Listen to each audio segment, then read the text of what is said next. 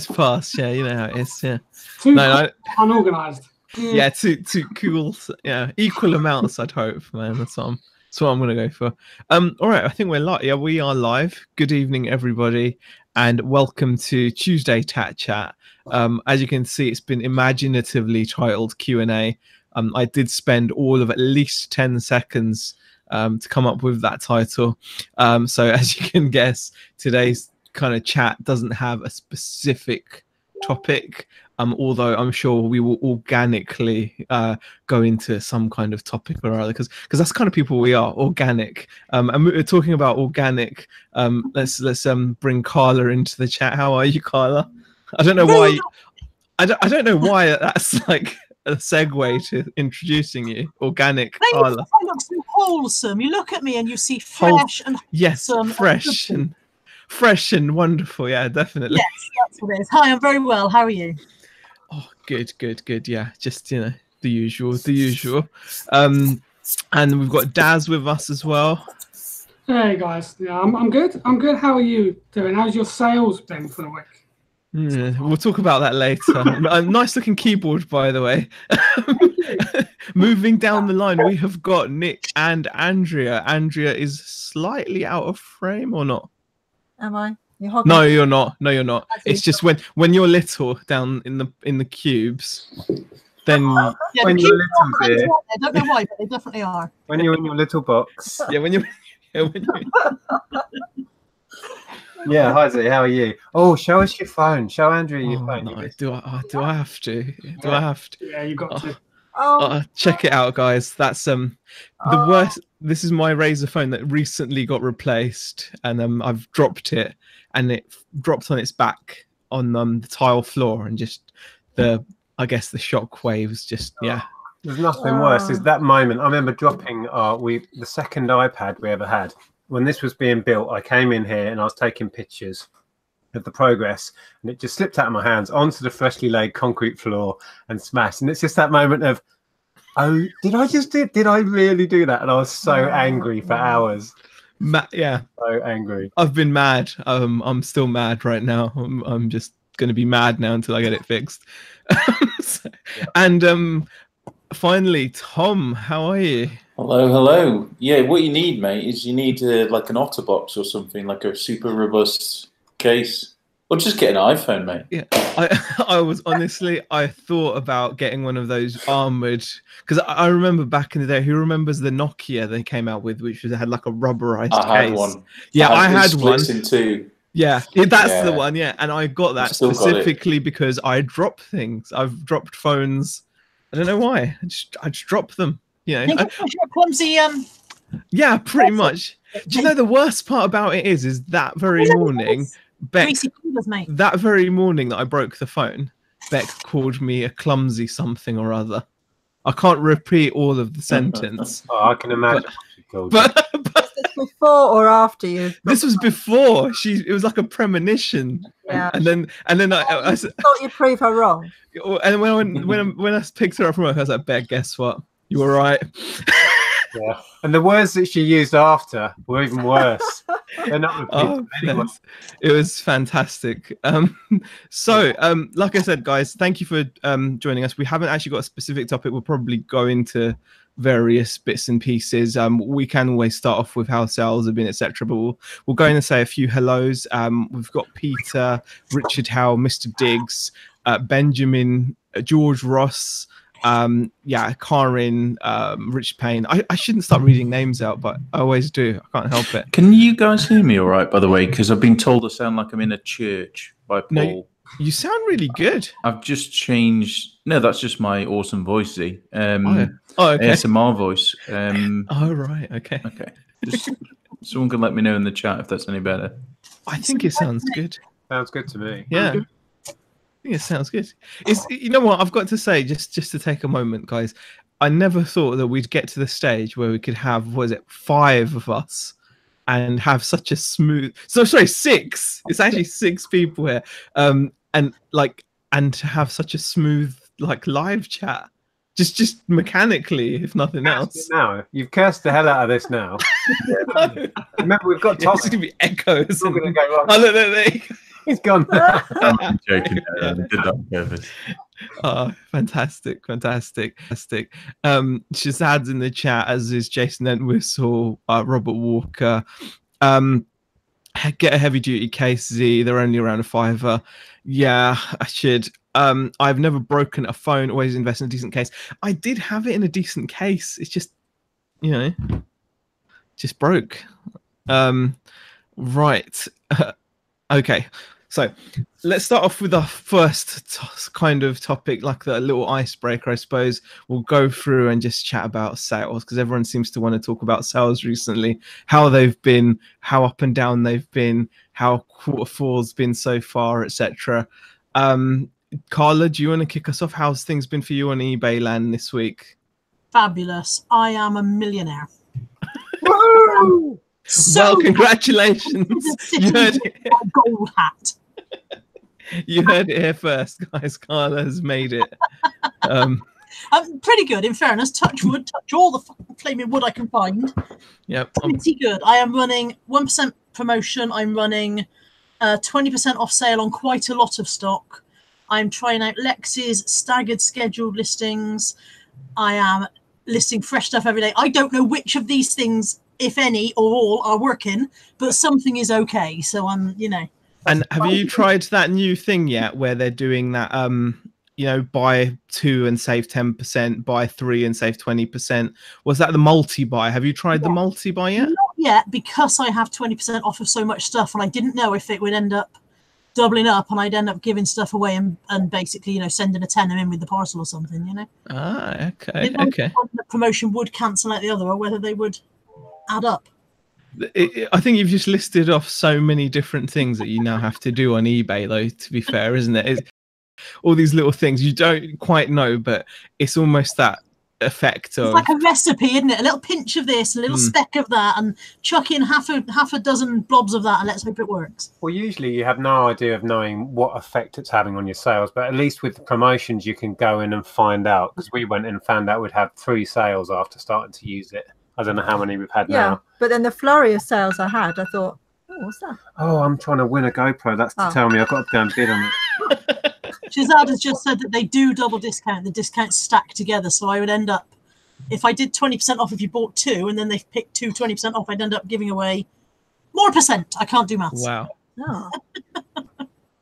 I was going to say, the flurry of sales that I got after I put all the promotions on, I thought, oh, that's because I've done promotions. And then it wasn't anything to do with promotions. So you went in and looked all excitedly to see the... Just using promotions helps with your eBay visibility. We talked before about eBay hiding your shop, showing your shop, cloaking, uncloaking, red doors, blue doors, and all the rest of the Da Vinci Code stuff. I do believe that the more of their things that you use, the more they like you. And so therefore they will improve your visibility because of it. Okay. Definitely. Daz, what about yourself? How's your week been on eBay land? eBay's been quite up and down, to be honest. But much like Carla, I've now done promotions on everything. I do same day dispatch when I can. I offer express deliveries when I can. I do. I don't do the multiples, not yet. Anyway, I might do. But yeah, much like Carla, I've just tried to anything that they've offered me, I've tried to implement in my listings. So that has certainly helped sales. But then again, I've also done a lot more FBA lately, and that's really been ticking over nicely. So your feeling is a good one at the moment, because sometimes I know, like as sellers, we don't always go by the numbers, because sometimes you can have a good week, but it can still feel as if it's been slow, or sometimes you can think you're doing better than you actually have, and you've looked at the numbers. And the cool thing with you, Daz, is obviously you've got a unique perspective where your missus deals predominantly in the new condition items, and if we were to ask her how things are going, what would be the likely response? Edit it if you need to, I think she'd say things are going really well, actually. It's really picked up for her. And like you said, her side of the business is completely different to what I do. Our stock doesn't mix because, well, she doesn't want my old tatty Lego with her new stock, frankly. But yeah, so it's going pretty well. And like has already been mentioned, I don't know what I've done to change the sales, but I know maybe it's a mixture of everything that's just helping. I'm not sure. So I'm intrigued, Darren. Can I ask, What is that carefully arranged bin bag full of stuff in your photography area? It looks amazing. That's Lego. It's a whole Oh, is it? Lego. Okay. And I've got another. I'm Is just that, loving the posed for a presentation. photo? Is that how you set up your photos? Well, not quite in a bin bag, no. I was sorting it out, and I remembered it was Tuesday, so I thought, oh, better try this. As Nick and Andrea, how would you guys say things have been going for you? I know you've been doing a lot FBA kicks in for you guys at this time of year, doesn't it? And you tend to be. I think that's where most of your energy's going. Yeah, Amazon's making a lot more money for us than eBay is. eBay's ticking along, still averaging about £100 a day. Yeah, but Amazon. We're not doing a lot of Christmassy stuff on us. eBay. A lot of car parts. Well, yeah, that's still and a few bits of clothing, but that's about it, really. Do you think people are going to be sticking air filters in stockings this year? Yeah. Here's the Isuzu 1998. You get for the man who has a replacement oil filter, of course. You think I could market them as gifts? I'm Santa as well. Oh god! I'll bid on this thing. Live eBay action there, guys. What more can you ask? But today, didn't we? What was it? It was Oh yeah, hang on. You know that box that said "man parts" on it, or something. Yeah, that was We sold that today for about. Superb! So you sold Nick's man parts today? Yeah. Nice. How much? £125. Gosh, I'm surprised. I've heard it goes large in Leicester as well. No, from what I can remember, it was quite a heavy package.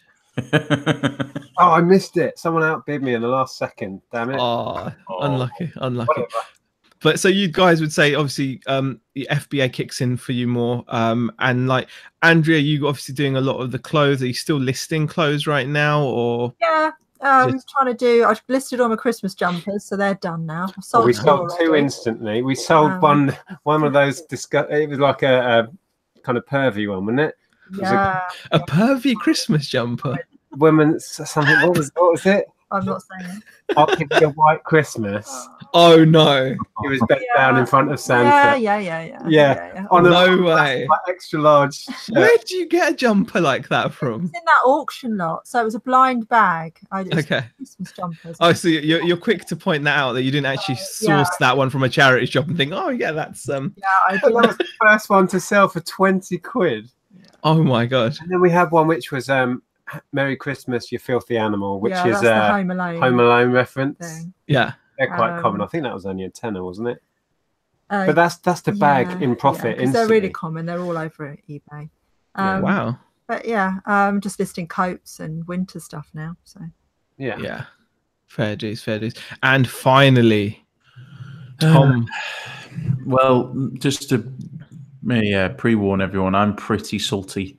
I've done $2.99 on eBay today with free postage, and on Amazon, let's see if this comes up, I have done $9.99. So bloody hell, Tom. Yeah, I have no idea what is going on. This time last year, you were doing like £500 a day. Yeah. I have no idea what is going on. I've been sending stuff in, and it's weird. I sent another 100 items in today. On Friday, I sent about 600 items in, something like that. So, we've got way less than 10% of your inventory numbers wise, and we were having like £400 days last week. Yeah, it's just crazy. I've no idea since they did the de-restricting with DVDs. It's since then, not because of the lack in DVD sales. I mean, that has accounted for a little bit, but it's really weird. And I've gone on the forums and other people have said, "Oh, is it really slow since that?"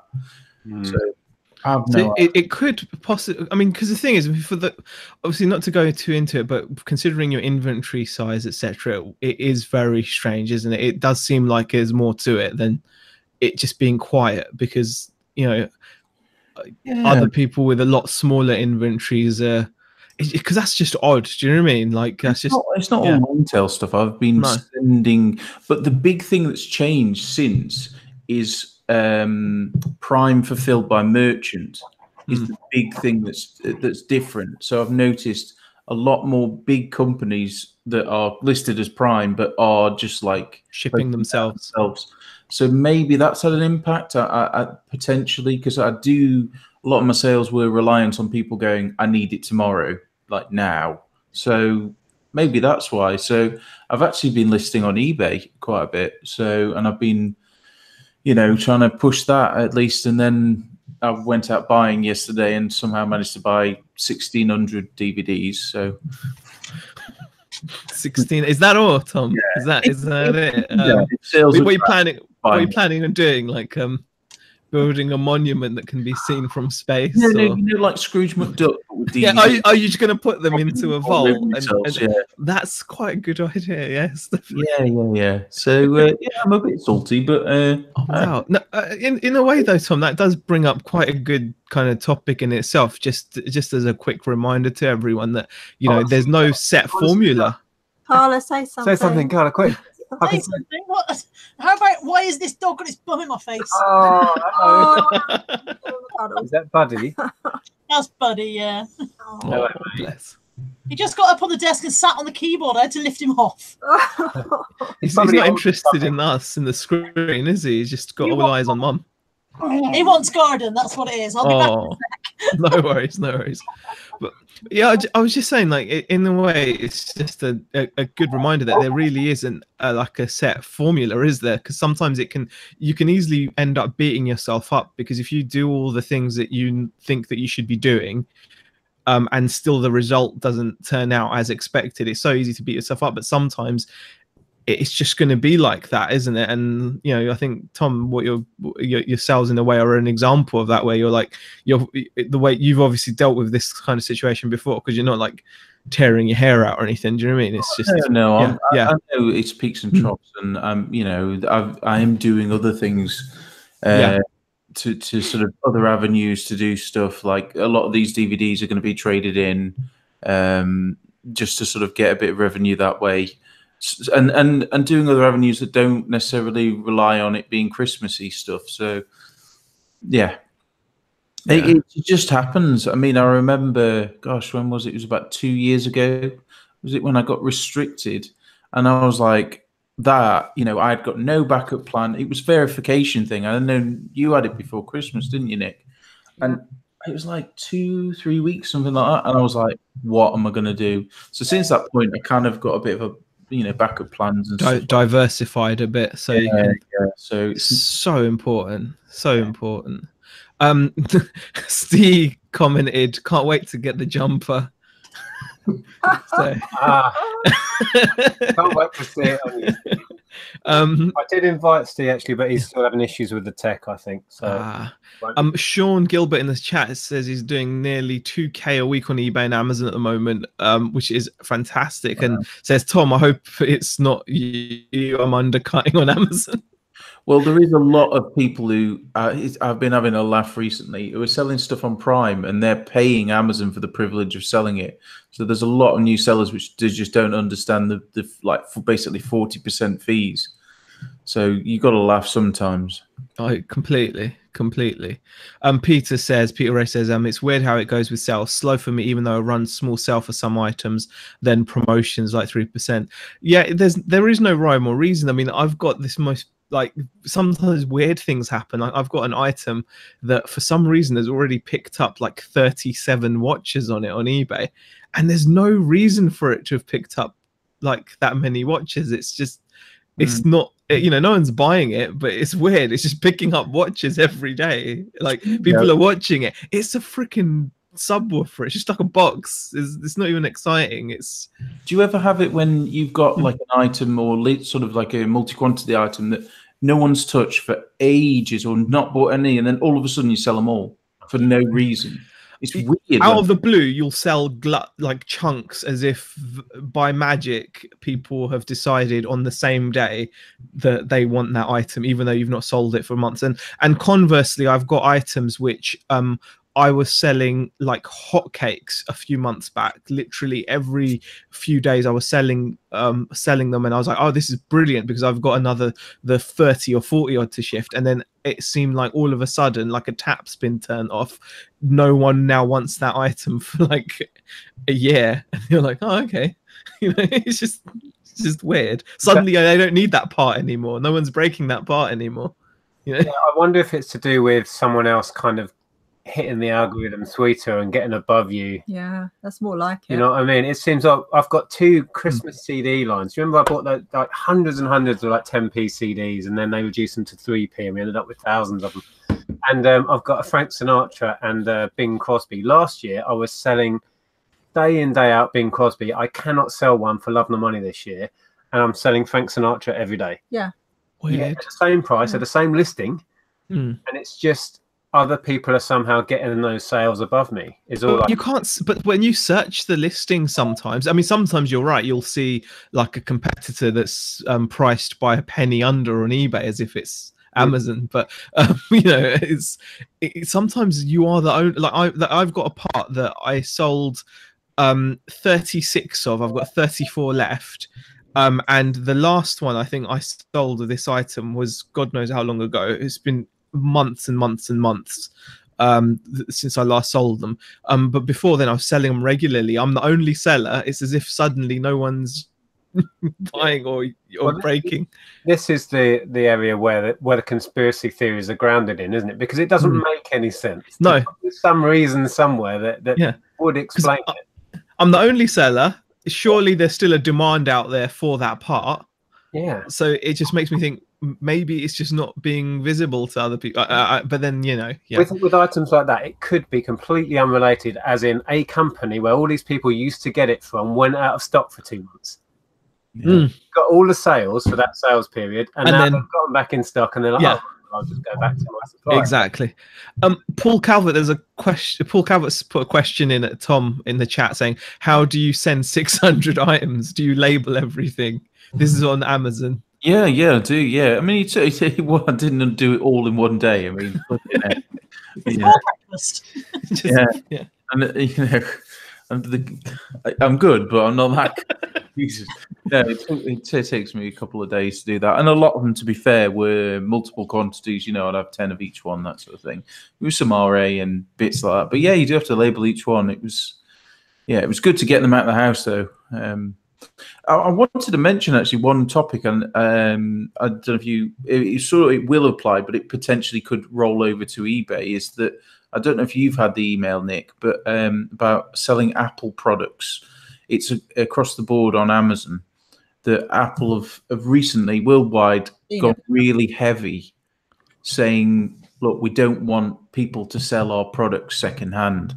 And they've gone to Amazon, and now Amazon are restricting all Apple products for sale, but that includes new, used, refurbished, and it's from everything from current gen stuff all the way back to the original Apple product, everything.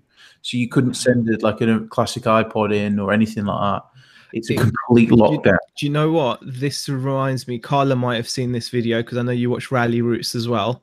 But Rally Roots on YouTube made a video about this where it has definitely spread over to eBay/PayPal.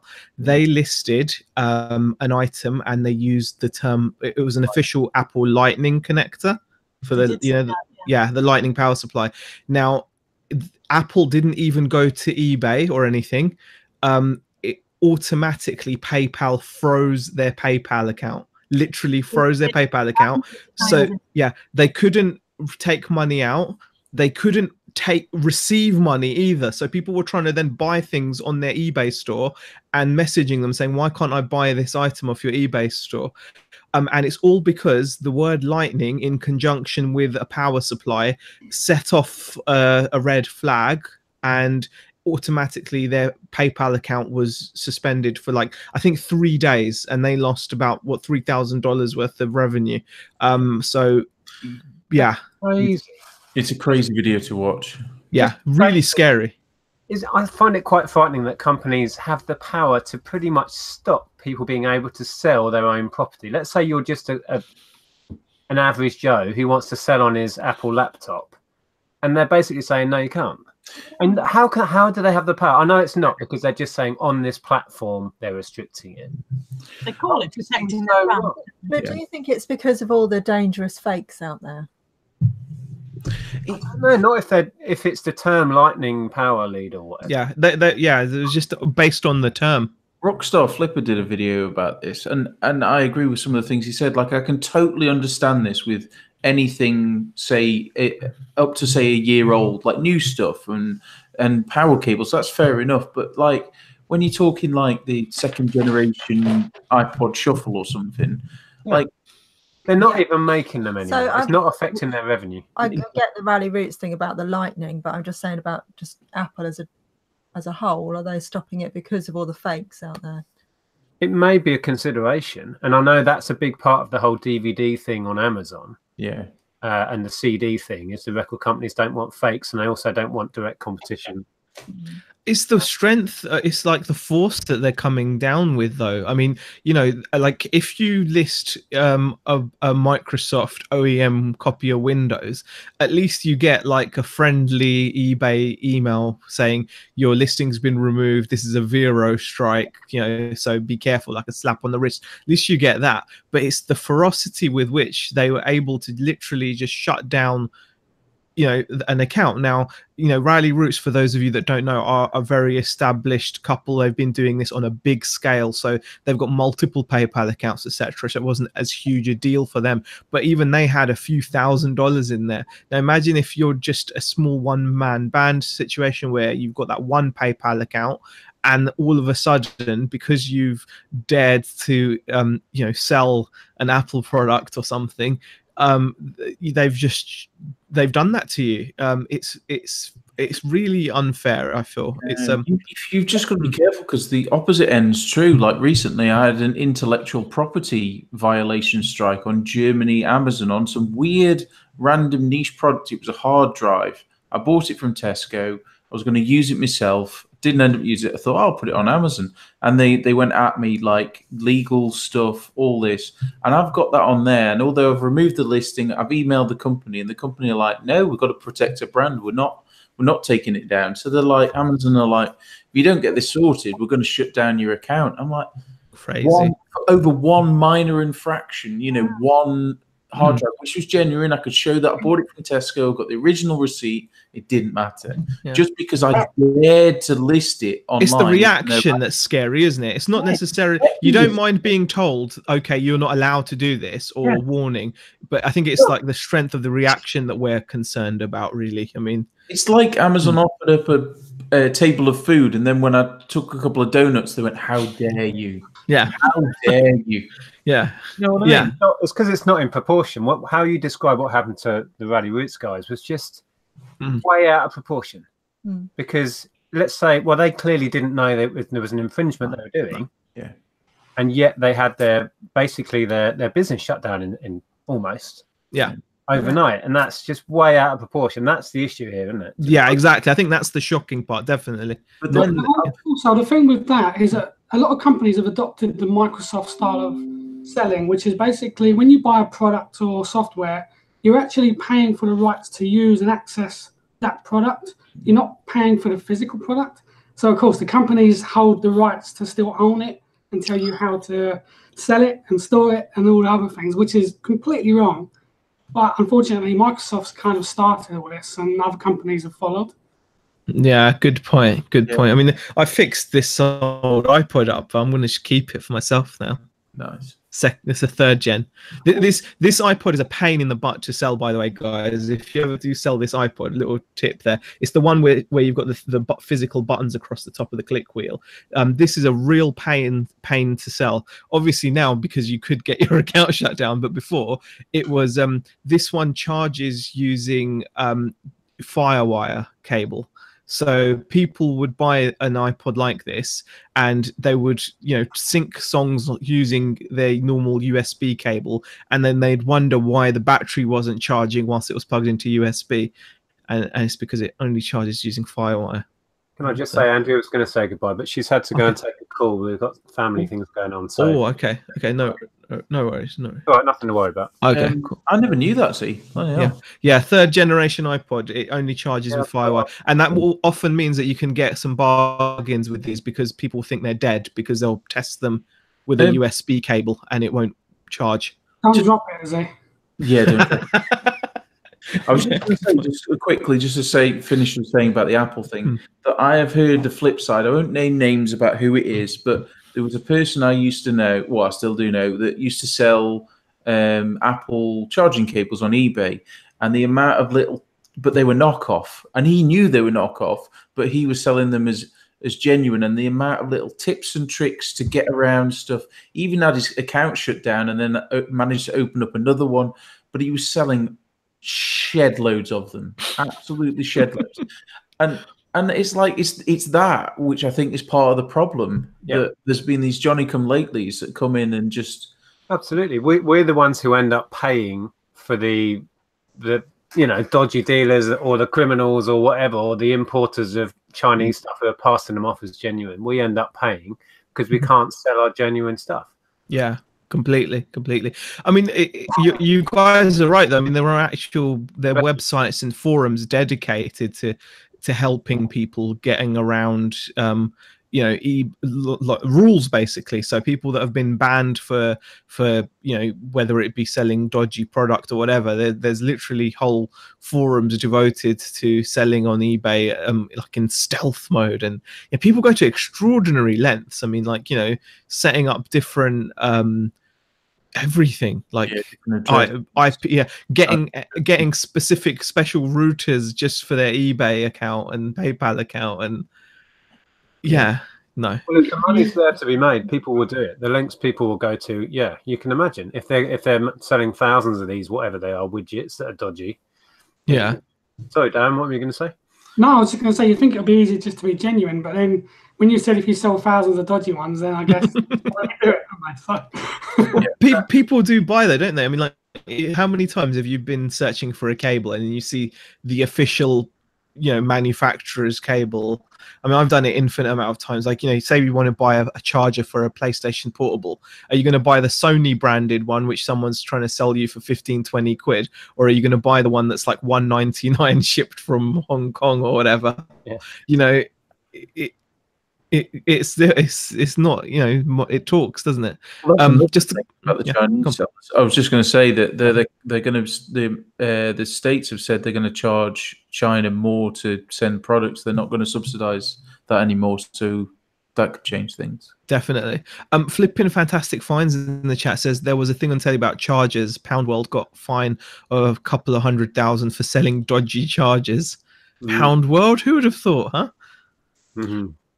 Are they're out of business now, though, aren't they? Wasn't there a TV show about them, wasn't there? There was a TV show about Poundland. Oh, okay. Where they tried to save the business or something. Yeah. And Rebecca Turner says, I have an old iPhone and have little money due to being on benefits. It should be my decision to sell it and who to. Completely agree, Rebecca. It's really out of order that companies are now taking, like Darren said, that kind of really snide little step, isn't it? Yeah, you're paying for the right to use our product, not to own it. At least we do. I mean, on a positive note, we do have the option. If you want to sell your phone, you can sell it on the high street. You can sell it on Facebook. You can use Gumtree. You can, there are options. It's not the end of the world, but it's only going to make those sort of options better. Well, not better, but strengthen them. If people are struggling to sell them online, then of course it will push people onto unregulated platforms like Facebook, etc. Yeah. The Truth says Canada just got hit with a brokerage fee of a minimum of $28.75 on any item over $2 going to the USA. So glad I didn't take the Anchor store now. Is that something to do with the new trading agreement? That's crazy. That's crazy. And Lisa Tatsik says, my friend's house burned down and it was blamed on a faulty phone charger. I think a lot of people don't appreciate, well, I think they have started to since the whole Samsung phone thing, but the batteries that a lot of modern day devices use, they are quite dangerous if they're not in the right condition. They're what known as LiPo batteries, and they do explode and set on fire. Not to worry everyone, but the batteries you got in your phones are going to be LiPo batteries, and sometimes if they're cheap, if you're buying refurbished phones off of eBay, for example, people sell refurbished iPhones. They put in cheap batteries from, you know, replace cheap batteries, etc. I mean, you know, I put in a cheap battery into this iPod. I'm going to keep it now. You're warning us against you. Yeah, it's people like me. No, but I bought. Well, I've got no choice. I don't know where else to get one from. You know, you can't get like an official Apple authorized battery from anywhere. It's not for sale. You can only buy what's available on the market, but it's definitely something to bear in mind. It's one of the reasons why so much tech, like phones and stuff, come with integrated batteries now, so they don't allow people to put in the cheaper ones. Yeah. I just saw Robert Walker says, at car boot sales, how sure can you be if something is genuine? I leave things that I have a bad feeling. I think we did a show about this a few months back, and it's a really good point, because you can get yourself in all sorts of trouble if you don't know. And fakes are so close to the real thing these days. We were talking about trainers, do you remember? And even phones and stuff like that. You just don't know these days unless you have that really keen expert knowledge on it. So it's good. I bought some fake Pokemon cards the other day and sent a message to Vinny, and he's like, "Yeah, they're fake." It's like, yeah, okay. But I'll go and get one, and I'll show you that. To me, they look real. Yeah, I mean, I think that's a really good point, actually. Like you said, I suppose you've got to go with your gut feeling with those things, and if you have got that little nagging, suspicion, it's probably safe not to. Let's see if you can see that. It's like a super wow. shiny. Yeah, that looks pretty fancy.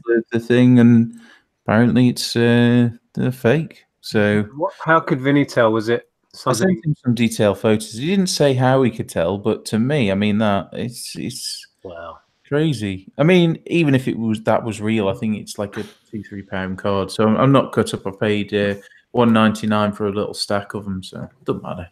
I mean, the thing is, it's like you're also, it's easy to be, you can be surprised at the amount of variety of things that people do counterfeit. I mean, I remember making a video once because I bought like what I thought was getting a great deal. Thought I was getting a sealed Toy Story Monopoly to send to Amazon for big bucks. Oh yeah. And I bought it, and it was in the evening. It was like dark, and I got home and I saw it, and it slapped me in the face really with how fake it was then. But it was, you know, it didn't have Hasbro written anywhere on it. It didn't have any official Disney Pixar logo anywhere on it. And when I opened it, it just, because then I decided, oh, this doesn't look right to me. And I opened it, and the game board was like, it was just, I don't know what it was made from.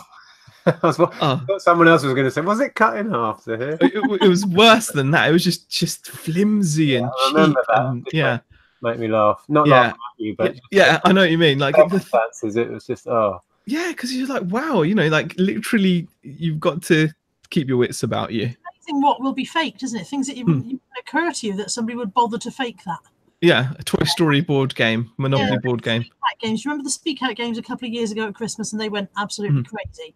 Well, they got faked as well. They got faked, and I mean, again, the fakes were very obvious. You could tell if you had the two boxes side by side, you could tell immediately.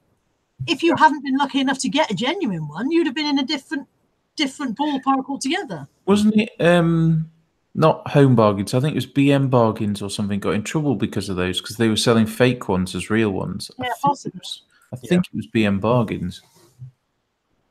I say if you had the genuine one and the fake one next to each other, you could tell the difference. But if you had never been able to see a genuine one, I think they would have taken a lot of people in. Yeah, there's actually a good point in the chat here. Is Flippin' Fantastic Fine says the thing is people trust the likes of Amazon, so even if it's not an official charger / cable, people assume it's legit because obviously it's come from a trusted source. Yeah. I'll tell you my frustration. I think this came up before, so sorry if I'm repeating myself. Going back to eBay, who are clamping down on certain things. We've got this whole Vero thing that we all know about, but then within minutes, I could find you pages of fake things on eBay that are blatant. Things that they say you can't sell, and if, for example, you can't sell a Rosetta Stone language course, and yet if you do a search, other people apparently can. Yeah, and fake games, because games is something I know, I've collected, I've bought and sold for decades. they're all over eBay, and they're not even hiding it. Really, it's like, how are they getting away with it? Official reproduction and stuff like that. Yeah, I see it on Game Boy Advance games a lot. Yeah, GBA are fake, no end. Yeah. Mr. Diggs says, I've been offered a pallet of bicycle safety helmets, boys and girls, but without testing them to make sure and safety, I thought better of it. I just couldn't take the risk to a child's life. Very good point. When it comes to any kind of safety equipment, you do have to be careful. I have sold like bike helmets in the past, and some of them can go for really good money. I think I actually sold like a bike helmet that I bought from auction for like over £300. It was like a Husqvarna, like motocross serious job. But you can, again, you've got to be really certain that what you're buying is brand spanking new and never been any kind of even just dropping them on the floor. I mean, I used to ride for years, and like they say, if you just drop it from waist height on the floor, you should replace it, because you don't know what damage has gone on inside. The integrity of the completely. So yeah, that was probably a very wise move, Mr. Diggs. Lisa Tatsik has got a question. Is after Christmas a good time in the charity shops? Do people have a clear out, and can you pick up some good bits? Carla, what do you reckon about this? I think it depends on what you're looking for. If you want things like gift sets and things like that, then yes, come January, the place will be absolutely heaving with unwanted Dove gift sets. And in fairness, they have resale value. I've sold a couple of gift sets I've picked up at the car boot sale in the last couple of days. I don't know about clothing so much. If anything, I think people have a clear out of clothing before Christmas. People tend to do this kind of, Christmas is coming, I need to sort stuff out. And I don't know what, Lisa's mentioned in the chat, I think, about things like Christmas jumpers. I know for a fact that all the charity shops I go and hold any Christmas specific jumpers back, and they don't put them out. And so it doesn't matter when they come in. They might have a load donated in January. They won't go out on the shop floor until November.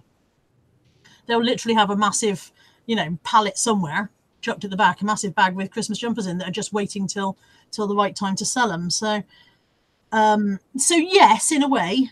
And it's good for unwanted Christmas gifts, I find, January. Do you actually stock up and keep them for the following Christmas, or do you just list them straight away because people are always looking for cheap birthday gifts and things like that? I don't buy gift sets for the charity shops. Pardon? Just because they want too much for them. Okay. Car boot, so where they're 50p, I don't want to pay £2.99 in the charity shop, Yeah. But certainly, like I said, it is something that's worth buying if you can get it at the right price. Yeah. And if you have the storage. And his Nick found that he put the makeup that he bought for RA, he put that in the loft, and then he was worried in the summer that might not have been a good move, weren't you, Nick? Yeah, I think it survived, but yeah, be careful in lofts. You should consider where get super hot. It was sealed. It could have had melted inside. Oh, we lost some candles though that way, didn't we? Oh yeah. Yeah. I'm sure you'll hear about it if it happens. Daz, have you had much success with the old after Christmas scouring the charity shops, or?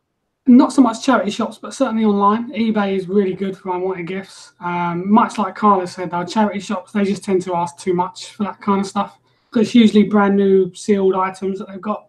So that's actually a good angle. So actually charges double what eBay prices are. And they still think they can sell some of it. So it's the same stuff every week. That's what I was going to say. I think you're better off if there's an indoor car boot sale or looking on local Facebook groups and buying it direct from the person who's been gifted it, who wants to get shot of it. Yeah. So I mean, you guys, Nick and Andrew, you guys tend to go out and do the old RA in January, don't you? So yeah, like that. And we go and spend a big chunk of our Christmas profits and then squirrel it away. So many different ways of dealing with it. It's actually quite cool, isn't it? So you've got all different angles that you can approach it. Like Daz, going online and picking up unwanted gifts that people have put on 99p auction. That's not a bad idea as well. Yeah, that's a great idea, actually. Yeah, because you think about it, there must be like a higher amount of certain items than just listed during that week. Tom, you're nodding there. Yeah, no, I did the RA as well. I didn't do it so much this year. I didn't see so many deals, but January for me is listing anything fitness related. normally. I've got a load of yoga and like exercise. Well, I was saving them to the DVDs. I was saving them to put on Amazon, but I guess I'll be putting them on eBay now. But they're in the loft, so I need to fish them out and get them because they go super well in January. That sort of stuff. Yeah, good shout. And all of the like sort of Weight Watchers style stuff. Yeah, I think Carl, you did quite well selling those. Yeah. But some swimming. January, they just fly. Yeah. That's good. Good niche. They changed their name, didn't they? Weight Watchers now. They're now called WW, which that just flows off the tongue. So WW. Just makes me think wrestling. Yeah. So it's how that conversation will now go is, what diet are you following? Oh, I do WW. What's that? Well, it used to be called Weight Watchers. Oh, right. So you're just going to end up having to say more. Yeah. Shazad says, just had an email from a wholesaler that I wanted to buy from. They will not supply to me because I sell online. I can buy the stock and sell it only if I sell it in the shop.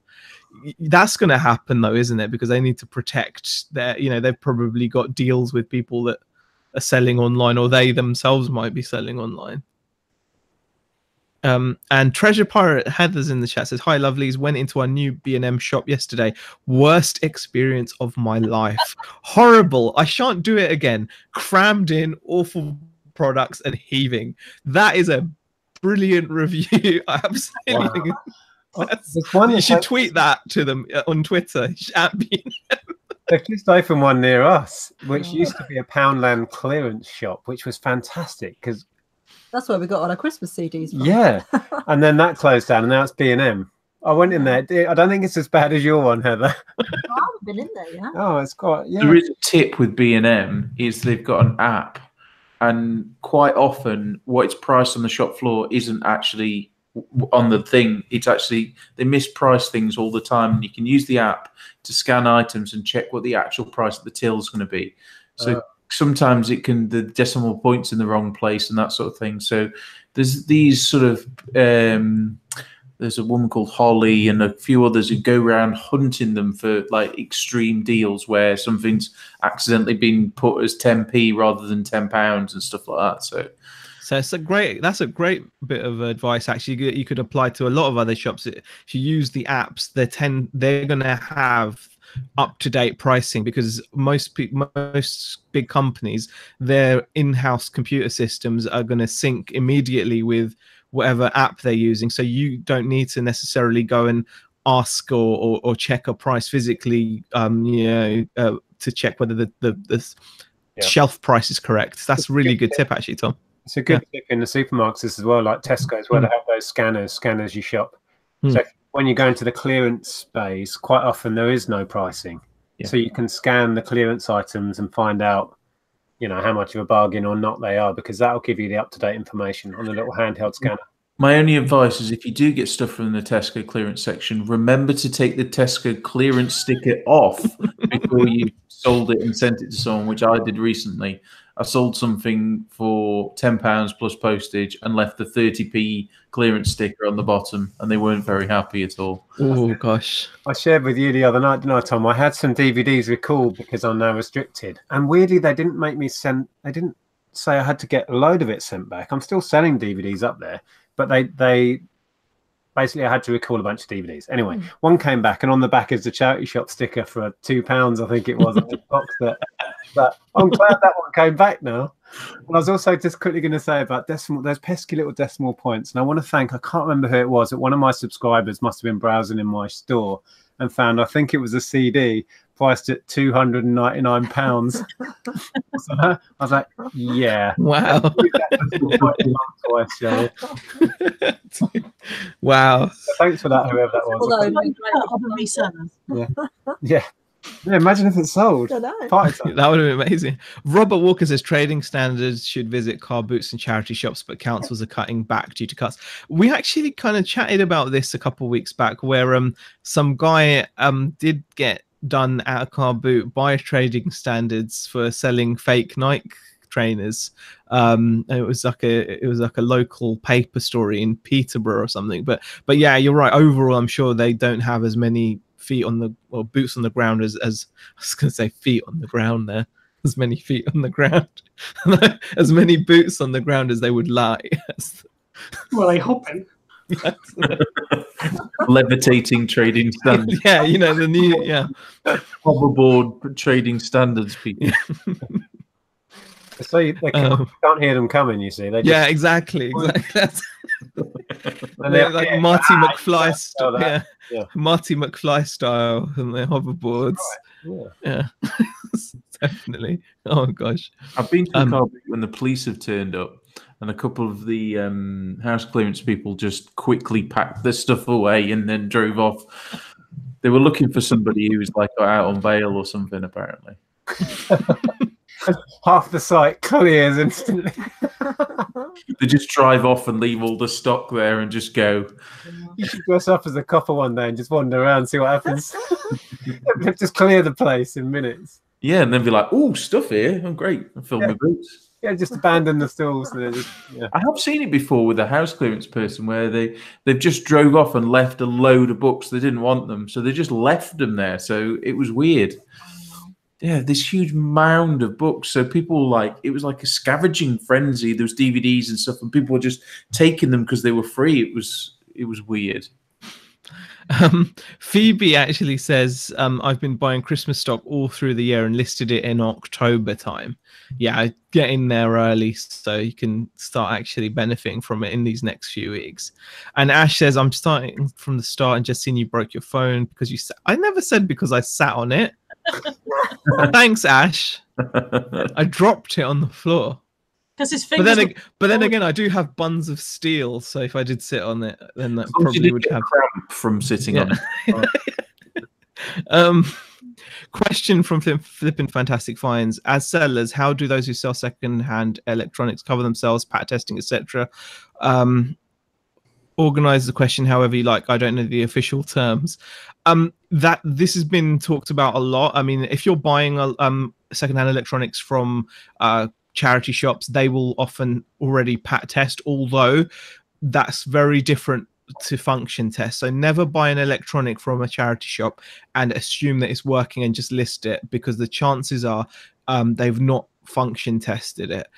Function testing, as the term implies, means you've checked that the device functions as it should, or all its functions work correctly, because pat testing is just an electrical safety thing. So they're basically saying, yes, you can plug this in and there's no immediate risk of why it won't blow up, because it doesn't work. yeah that's what pat testing means, pretty much. So obviously if you're buying from car boot sales, if you go on the government website, it does actually state that you can even do something called like a visual pat test. It really is common sense, guys, some of this stuff, because it's like, as long as if the flex is torn and bare wiring is showing, you can't sell that. Okay, it's just a no. If it's got a plug from the 1940s, it's a no, right? Things like that. It hasn't got a fuse, the correct fuse for it. You got these are basic things. If you're not comfortable with it, I would suggest you don't touch it, or you get someone who does know what they're doing to look at it. But common sense rules in this department. You can, even if you want, if you're really particular, although it won't really do anything for you, you can actually get certified as a pat tester if you want, and pat test items and put those little stickers on them, but that's up to you. Yeah, I think you're right. It's mostly common sense with that, but if you are worrying about it, just don't get involved. What I mean? But we've not, touch wood, we've not had any troubles, and we've been selling electricals for since we started. Yeah, the only issue I've ever had was a PSP that the battery swelled up. That was over the summer, it was really hot. So I think maybe it got hot in a van or something. Sounds like a LiPo battery, that does. And if they swell, get rid, definitely. If any kind of swollen battery, get rid. Not good. My mind, sorry. It's swelled up, eh? We're back on Tom's wood again, aren't we? Oh, we started on that. Oh, did you like the pictures I sent you, by the way, Carla? Sorry, Tom. I said, did you like the pictures I sent you of my wood? I found them extremely stimulating. It's a bit dusty, but I did feel that it could have done with a rub down. yeah. I'm not sure there's many people Or who something. haven't sent wood pictures to you, Tom. I think. Yeah, well, I might as well just post them in the Tatchat, to be fair, so everyone can have a look. Oh wow, old haggis hunters in the Your chat. wood needs Greetings from the dark and freezing land of Scotland. I've not seen that comment Oh, for wow. ages. Yeah. Yeah. Hello, old haggis hunter. Oh gosh. Sean says, I will never sell electrics unless genuine toys. Yeah, if you're not comfortable with something, then yeah, it's either learn up about it. The beauty is we're in the age of the internet where anything you want to know, you can learn. Are you laughing at Stu's comment? Carl? Yeah, Stu says never buy electrics from anyone who looks slightly burnt, has singed eyebrows, or a magnetic battery for no apparent reason.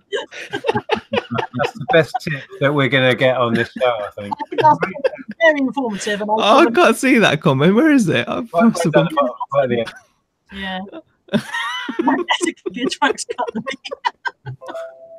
There is an element to what he says that's true, that when you're buying stuff, you can, if it's a guy who can't stand still and is a bit shifty, then Oh, gosh, yeah. yeah. Also, don't buy, like, especially with the car boots. I don't know if you guys have found this. If you're buying something and it's really early in the morning and it's dark, and then actually when the sun comes up, you look at it, you're like, oh, Yeah. what a bore. Yeah. Don't get up. If you buy something in bright sunlight as well, sometimes you get it home and it looks completely different. Yeah. It's so strange how that happens, isn't it? Like things look different when you get home. Discs, right? You have a look. Oh, that looks mint. Yeah. You get it home in like inside out. You go, Scratch loads. what? Can't even Or, see yeah. myself in it. Or you buy an item of clothing and think, oh, that looks lovely. You get it home, it's got a massive stain on it. And how you didn't see that, Yeah, I don't know. because it's too bright to Yeah. see. Yeah, it's weird. And that happens no matter how long you've been doing this. So just there's something, I think we all get that kind of rush of excitement when we found the item or whatever, or we're just, Yeah. or you're just, cardigan the other week with an enormous hole in it. I mean, to the point I was like, how did I not see this hole? There's more hole than there is cardigan. How did I not see that? I can't wear sunglasses when walking around the car boot, when it's really sunny, because I find that I can't spot the little visual clues you see, like a bit of something poking out, and like you see the corner of something, you think, I know that. But if you've got sunglasses on, sometimes it can really slow me down sometimes. It's quite odd. completely. It's just weird when that happens. All right. I think after that Stu comment, really, there's nowhere to go. Karen says she bought a pair of jeans with hardly any crotch. She doesn't know how she missed it. Is that one of yours? Yeah, it's one of mine. No, mine don't even make it. They'll never get that far. Crotch cam action. I was saying I'm trying to get hold of a GoPro. Actually, if anyone's got a GoPro, Did you win that one? No, I didn't win that one. I want to get a little session one. If anyone has one, they want to sell it. I'll pay you sort of going rate for it if you want to sell it. Yeah, I'm gonna get one as well, so I can stick it to my transmitter and film my radio control cars. Is that what you call it now? Your transmitter? My transmitter, yeah. These days. My transmitter. We were saying I'm going to get one of those patented Zahir Malik. Oh no, you should. You know what? When I look back at that, I think, what? That was another one of those things where you think, what was I thinking? Like, I clearly wasn't. Thing is, it's the only way I felt comfortable recording. Yeah, but nobody else did. No. I don't know what that says about you. I'm only comfortable recording when my camera is mounted on my crotch. The world, look at you thrusting your crotch at them. Yeah, yeah. Holding it in your hand is not. Will you take 50p for it? Speak to my face. Speak to my crotch. Got You it. don't need friends. I think that's their GoPro. No, that's not. Buzz Hello. Yeah, just want to say, M. Julie. Yeah, just drop That's a who we message. met at the double cam, I think. Oh, was it? Okay, cool. Yeah, send us a message. Image of you here, just stood with your arms on your side, with the crotch thrust straight towards people, trying to get your shot in frame. Yeah. Yeah. How much will you take? Yeah. Okay. I think that's enough now. Oh, dear. Okay, guys. On that note, I feel it's probably wise to call it a night. It's not I think go up from here, is it? It's only downhill from here. we've got over 139 people watching. 138 now. Thank you everybody for joining us. Really appreciate it. Thank you for all the comments and questions. Big thanks to Carla, Darren, Nick, and Andrea, and Tom for joining. It's always a pleasure. So I think that's it. If everyone wants to say bye, and we'll call it a night. Bye. Bye. We have to do like the Just have to end.